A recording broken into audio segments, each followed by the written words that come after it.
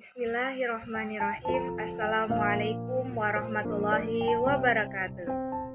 Alhamdulillahirabbil alamin wassalatu wassalamu ala asrofil anbiya'i wal mursalin wa ala alihi wa sahbihi rasulillahi ajmain. Rabbis shrahli sadri wa yassirli amri wahlul 'uqdatam min lisani yafqahu qawli, amma ba'du. Halo teman-teman semuanya, perkenalkan nama saya Nurwina Aulia dari Himpunan Mahasiswa Program Studi Hukum Keluarga Islam Semester 4, Stain Sultan Abdurrahman, Kepulauan Riau. Oke teman-teman semuanya, alhamdulillah hari ini kita bertemu kembali. Sebelum itu teman-teman apa kabarnya nih? Semoga dalam keadaan sehat dan selalu dalam lindungan Allah Subhanahu wa Ta'ala.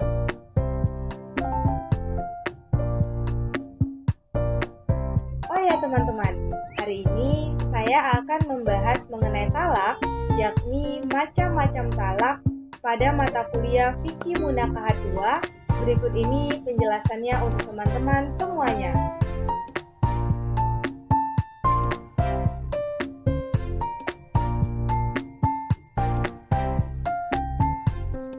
Oke teman-teman semuanya, sebelum kita membahas mengenai macam-macam talak, teman-teman tahu nggak apa sih yang dimaksud dengan talak? Oke teman-teman semuanya, pengertian talak. Jadi, perceraian dalam bahasa Arab dikenal dengan istilah talak. Talak secara etimologi diambil dari kata at-tolak atau al-itlaq yang artinya melepaskan atau memutuskan ikatan. Dalam istilah agama, talak berarti melepaskan hubungan perkawinan atau bubarnya suatu hubungan perkawinan antara pasangan suami dan istri. Dan sedangkan dalam kompilasi hukum Islam, talak berarti ikrar suami di hadapan sidang pengadilan agama karena suatu sebab tertentu. Oleh karena itu, dapat disimpulkan bahwa talak berarti melepaskan ikatan perkawinan atau rusaknya hubungan suatu perkawinan dengan menggunakan kata-kata yang telah ditentukan atau kata-kata khusus, yakni lafaz yang dijatuhkan mengarah pada talak.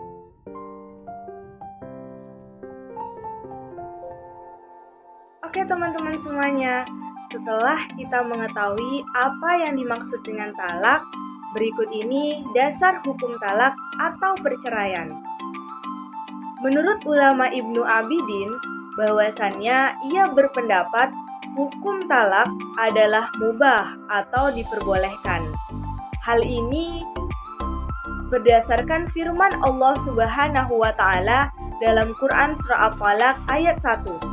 Yang artinya, wahai Nabi, apabila kamu menceraikan istri-istrimu, hendaklah kamu ceraikan mereka pada waktu mereka dapat menghadapi idahnya yang wajar, dan hitunglah waktu idah itu. Selain Quran Surah At-Talaq ayat 1, adapun dasar hukum talak atau perceraian dalam Quran Surah Al-Baqarah ayat 229.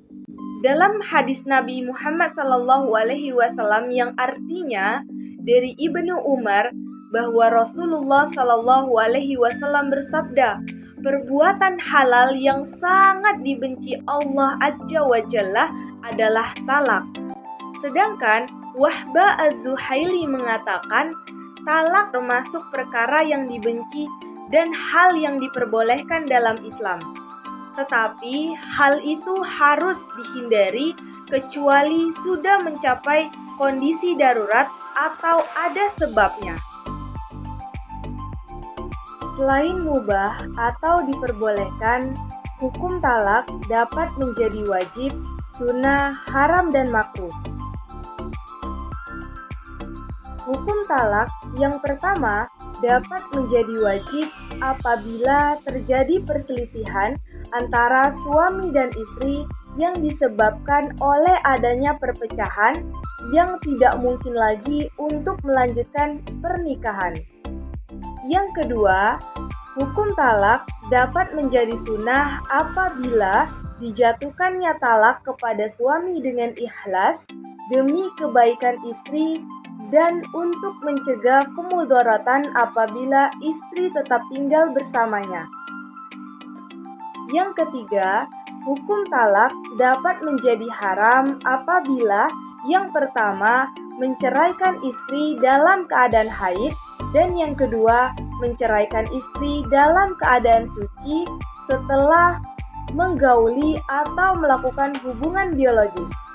Yang keempat, dapat menjadi makruh apabila talak yang dijatuhkan tanpa adanya sebab yang jelas, sedangkan hubungan rumah tangganya dalam keadaan baik-baik saja. Oke teman-teman semuanya, setelah kita memahami tentang pengertian talak, dasar hukum talak, dan hukum talak itu sendiri, selanjutnya kita akan memahami atau membahas mengenai macam-macam talak. Berikut ini penjelasannya untuk teman-teman semuanya. Oke teman-teman semuanya, berikut ini adalah macam-macam talak atau perceraian. Dilihat dari segi keadaan istri, waktu suami menjatuhkan talak kepadanya, yang pertama adalah talak sunni. Talak sunni ialah talak yang secara pelaksanaannya sesuai dengan petunjuk agama dalam Al-Quran ataupun sunnah Nabi, yang dimana disepakati oleh ulama. Talak sunni adalah talak yang dijatuhkan oleh suami kepada istri waktu itu dalam keadaan haid atau dalam masa suci yang pada masa itu juga belum pernah dicampuri oleh suaminya. Yang kedua ialah talak bid'i. Talak bid'i adalah talak yang dijatuhkan tidak sesuai dengan ketentuan agama, yang dimana talak yang dijatuhkan sewaktu istri dalam keadaan haid atau dalam keadaan suci namun telah digauli oleh suaminya. Oleh karena itu, hukum talak bid'i adalah haram dengan alasan memberikan mudarat kepada istri karena memperpanjang masa iddahnya. Macam-macam talak atau perceraian selanjutnya ialah talak yang ditinjau dari segi boleh atau tidaknya seorang suami merujuk atau menikah kembali dengan mantan istrinya, yang dimana yang pertama adalah talak raj'i. Para ulama mazhab itu sepakat bahwa yang dinamakan dengan talak raj'i itu adalah talak seorang suami yang masih mempunyai hak untuk merujuk kembali sebelum masa iddahnya berakhir. Yang kedua ialah talak ba'in. Talak ba'in adalah talak ketiga atau talak yang jatuh sebelum suami istri itu melakukan hubungan biologis, atau talak yang jatuh dengan tebusan disebut dengan huluk. Huluk ini adalah perceraian yang diusulkan oleh istri kepada suaminya. Dan talak ba'in adalah talak di mana seorang suami tidak lagi memiliki hak untuk rujuk atau kembali kepada wanita yang ditalaknya. Oke teman-teman semuanya, macam-macam talak yang selanjutnya ialah talak yang ditinjau dari waktu jatuh temponya. Yang pertama itu ada talak munajjazah atau talak langsung, yang dimana talak ini adalah pernyataan talak yang diniatkan agar talaknya itu jatuh pada saat itu juga oleh seorang suami yang mengucapkannya. Contohnya, seorang suami yang berkata kepada istrinya bahwa kamu aku talak atau perkataan yang semisalnya, maka talak yang diucapkan tersebut jatuh pada saat itu juga. Hukum dari talak munjazah ini ialah bersifat langsung atau berlaku sejak sang suami mengucapkan kalimat talak tersebut kepada istrinya. Yang kedua ialah talak mu'allaq atau menggantung, yang dimana talak ini adalah talak yang diucapkan oleh suami kepada istrinya, tetapi dengan adanya syarat, seperti misalnya suami berkata kepada istrinya bahwa jika nanti kamu keluar rumah tanpa seizinku, maka kamu telah tertalak, dan perkataan yang semisalnya. Apabila seorang suami mengatakan ucapan sebagaimana disebutkan atau yang semisalnya itu, dan dua kemungkinan yang diniatkan oleh suami. Pertama, suami berniat agar talaknya jatuh ketika yang ia isyaratkan itu dilakukan oleh sang istri. Atau yang kedua, suami hanya bermaksud untuk memperingatkan istrinya agar tidak berbuat seperti yang diucapkannya, bukan dalam rangka untuk menalak istrinya.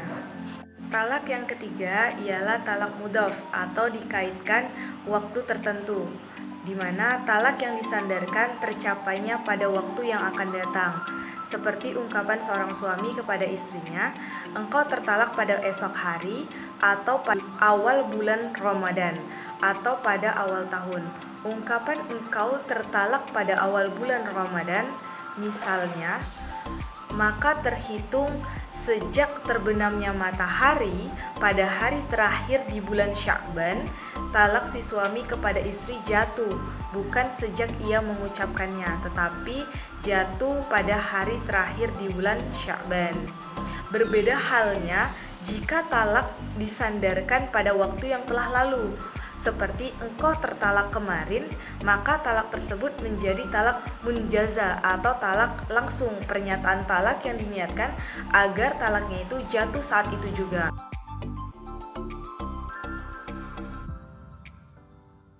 Macam-macam talak atau perceraian yang selanjutnya ialah talak wakalah dan talak kitabah, yakni talak yang dilakukan oleh seorang suami kepada istri dengan cara mewakilkan kepada seseorang untuk menjatuhkan talak atau menulis surat kepada istri mengenai perceraiannya. Lalu, jika sang istri menerima hal tersebut, maka istri telah ditalak oleh suami.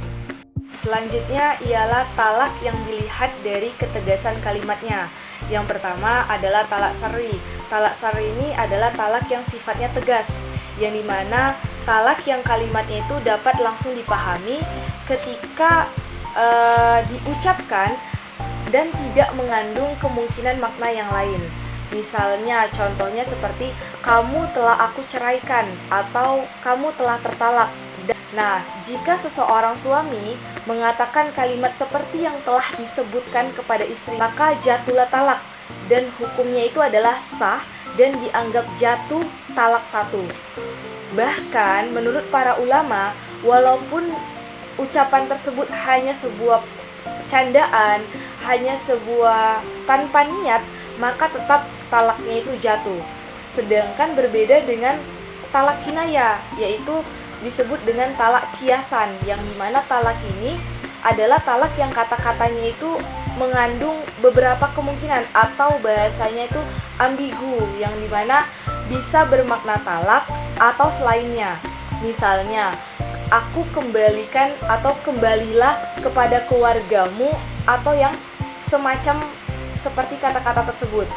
Nah, apabila seorang suami itu, teman-teman, dia mengatakan kalimat seperti itu, maka talaknya itu tidak jatuh karena jika tidak ada niat untuk menalak istrinya.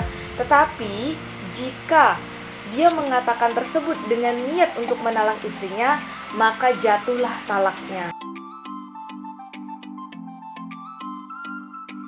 Berdasarkan data dari Badan Pusat Statistik atau BPS dalam Statistik Indonesia 2022, kasus perceraian di Indonesia setelah sempat turun pada tahun 2020, yakni 291.677 kasus, kini pada tahun 2021 lalu melonjak mencapai 447.743 kasus, meningkat 53,50%.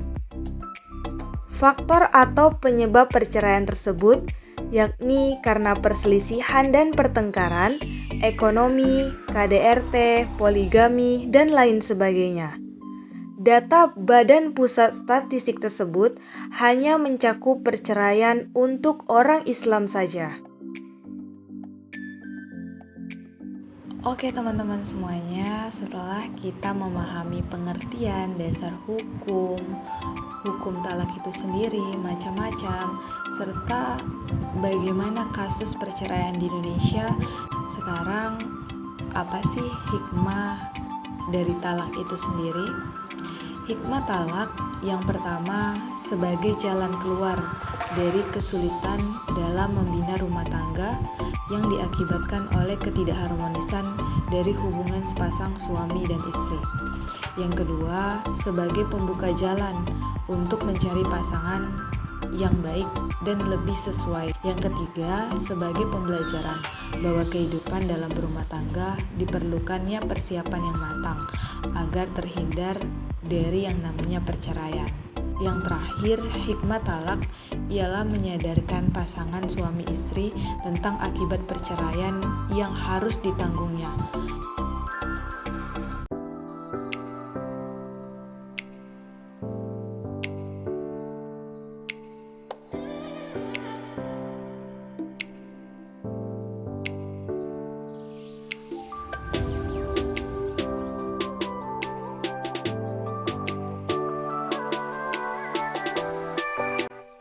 Oke teman-teman semuanya, demikianlah yang dapat saya sampaikan. Semoga dapat bermanfaat bagi saya dan teman-teman semuanya. Sebelumnya, mohon maaf apabila terdapat kesalahan dan kekurangan dalam penyampaian materi. Teman-teman dapat komen di kolom komentar di bawah ini. Dan oke teman-teman semuanya, terima kasih. Thanks for watching. And don't forget like, comment, and subscribe. Bye. Assalamualaikum warahmatullahi wabarakatuh.